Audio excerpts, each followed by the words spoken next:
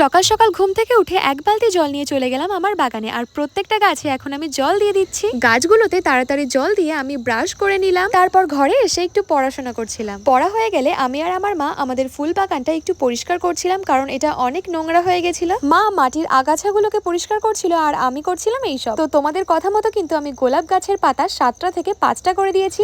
দেখো আমি কত কাজ করছি। আর এখানে লেবু গাছটাকে আমি মাটিতে বসাচ্ছিলাম, আর তার মধ্যেই চলে আসলো হরেক মাল 30 টাকা। আর আমি দেখো এটা কিনে নিয়েছি।